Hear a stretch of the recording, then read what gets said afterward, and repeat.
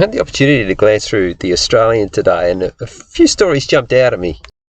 Diabetes surging threat to younger children. They actually run this story out of Northern Territory dealing with Indigenous kids, but they don't specifically say that's what it's about. So I'm sort of treating it as though it applies to all kids, and this is just their example. There could be a bit of a subliminal voice message going on as well. Let's not forget that. Doctors, they've issued an urgent plea for national, so that's what I mean, I don't think it's just an NT story, national intervention to stem the rising tide of type 2 diabetes in young children. Trusted doctors, they're warning patients are suffering heart attacks as young as 25, and some are expected to reach end-stage renal failure by the age of 30. This is pretty serious. So it's in kids as young as 4, and if you look down at the bottom, and increasing the disease in young people on a scale never be seen anywhere in the world. So think about when you were back at school, did you know anyone who had type 2 diabetes? Maybe some type 1, they sort of had hereditary, but type 2 is caused by external factors. I also mentioned that out of my entire school, only one girl had asthma, yet my kids, well, a couple of them are still at school, so many kids have got their puffers, and clinicians have only recently begun to track cases because traditionally it's only seen in midlife. So it's government info on type 2 diabetes. That's caused by external factors, being overweight for a long period of time, unhealthy eating, but basically what happens is that the pancreas stops functioning correctly. It's actually a disease of the pancreas. Now I found it very interesting, this whole article, which was front page, this middle page here, went for quite some time, they never alluded to any cause or reason. Well, what could that happen? What could it be? Just a complete mystery. All they're talking about is we need funding. This is a new phenomenon. It's only occurring midlife. Give us some money, but maybe they need the money to try and target what it is, but they're not even guessing.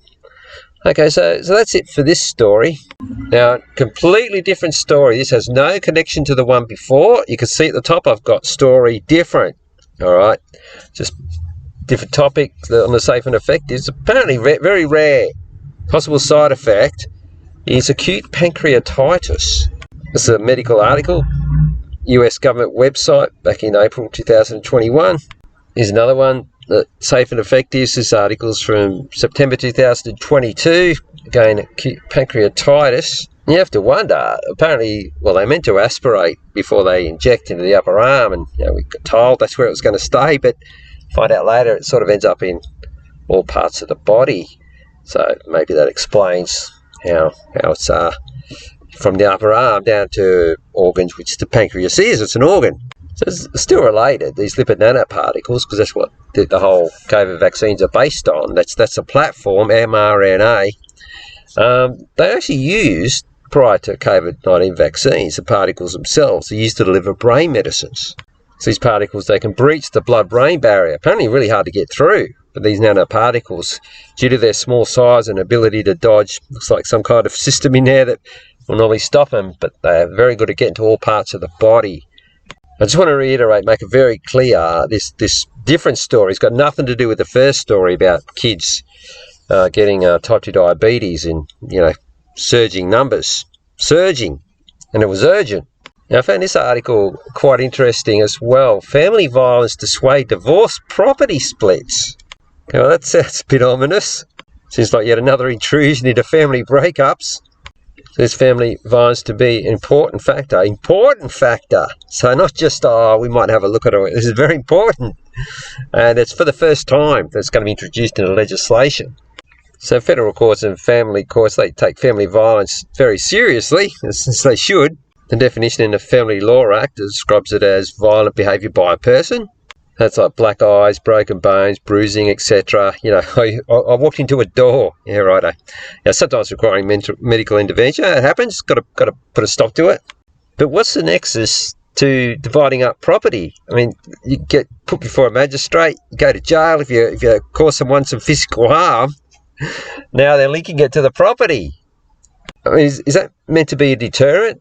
Guy's about to take a swing. She goes, if we split up, I'll get all the house. Okay, no, I won't hit you. In the heat of the emotion of whatever's caused it, or he's a bit of a troubled sort of guy, something wrong with him. Well, I don't think it's going to have any effect. She's probably not going to say that anyway. But this definition doesn't just include that. It's got to hear other behaviour that coerces or controls and causes a family member to be fearful, which is proof far less demonstrable evidence as opposed to medical records. Examples of behaviours could lose you half of a property in one of the major cities. Could be a couple 100,000, maybe even 500,000 if you're in one of the more wealthier suburbs. Repeated derogatory taunts. And that's a literal minefield, all but impossible to navigate to a proven conclusion. What about health affirming, where you say, listen, you're drinking too much, or once you lose weight, getting a bit fat, and you say that a couple of times, and that's stuff you're not even thinking about. What is a derogatory term? It's just going to be normal conversation. Intentionally damaging or destroying property. So what's going to happen here is civil courts already deal with property damage. It's got to do with the division of actual real estate. So what if a $5 teacup is thrown? Does that deny a thrower, say, $300,000 share in a house? Yeah, but see, it's causing fear. And, fear is just something someone tells you about. Can't really prove it. I find this one a bit puzzling. Intentionally causing death or injury to an animal. It's already there can be big fines and even jail time for animal torture, like cruelty and killing. What's it got to do with the property? And how far back does it go? Right, this one sort of makes sense if you take it that it's unlawfully depriving a family member of their liberty. Like if you locked them in a room or a closet for a few days. But is that all it is? And it also includes extended family, not just under the same roof. That's a minefield. Now, this one's good. Unreasonably withholding financial support, particularly if you're supporting another family member. You can't be a dick. By the way, that's also a case for income splitting. So if one partner's got time off work, they're not well unemployed or for kids or whatever, and for tax purposes, there's been proposals in the past to split the income so that it's like instead of someone earning 80 grand, both of them are earning 40 grand, and of course the tax is going to be a lot less, but they don't do that. I mean, this family court, they're looking at it that way, but not the tax department. Now, this one seems a bit made up. Preventing a family member from making or keeping connections with friends, family, or culture. I mean, mobile phones. How are you going to do that? So the only example of friend denial that I could think of would be suspicious if she's spending a lot of time with one of her friends who took a partner to the cleaners recently. I'd be a bit worried then. Here's the Australian Bureau of Statistics data for divorces. They're pretty steady around the 50,000 mark for quite some time. Mind you, all the property settlements were going a certain way out of those 50,000. It might sort of change with this new law, and also maybe even increased divorces become apparent after a lawyer inquiry. So ordinarily lawyers will look for any advantage for their client. And, they'll be starting to say to the girl, did he ever make any derogatory comments about you? Oh, yeah. All right, then. Let's start from there, as well as anything else. So, did any animals die? You didn't have anything to do with it? And what this does is it will extend the arguments in court. And any extension of arguments goes on for a few more days, is more dollars in their lawyers' pockets. And of course, the courts, they play up to that because they're all part of the same industry, and all of the judges all were once lawyers themselves. It's a lot of nepotism there. They're all just one big club. And very expensive family assets like a home, and look how much they're worth these days. Well, that's fertile ground. You'd be, all the law bosses would be into their lawyers. Make sure you milk this for everything you can. And who saw this coming? This is the last story I'm going to cover here. In Australia and in our newspaper, this is our world news. There's a lot of stuff going on.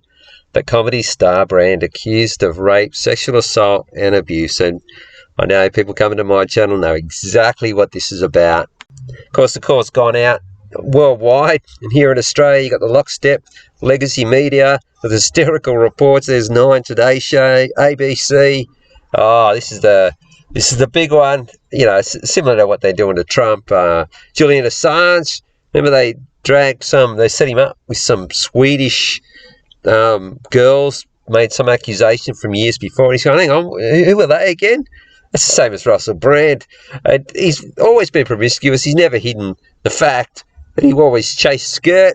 That's not going to stop him, though. I mean, the guy's got 6.6 million subs, probably more, and he's also on Rumble and a few other platforms as well. And content like this doesn't fly. Look at him talking about the safe and effectives, Trumpy, Ukraine, like turning into World War III there. Tucker Carlson mentioned it. A few other commentators have been a bit pessimistic on this. They reckon he's pretty much done, because once they go after him, they reckon it'll either he'll either take the hint and back off, but if he keeps going, they'll then try and drag him into a court and just get dragged out. And it's just a lot of pressure on the guy.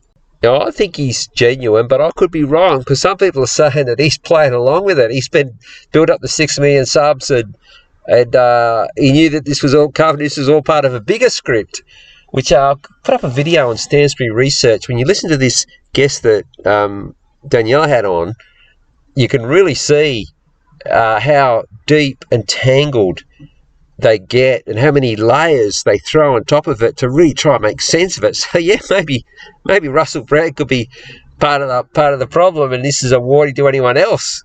So don't bother getting up to 6 million subs. This is what happens to you. And who knows? All right, that's it for this one.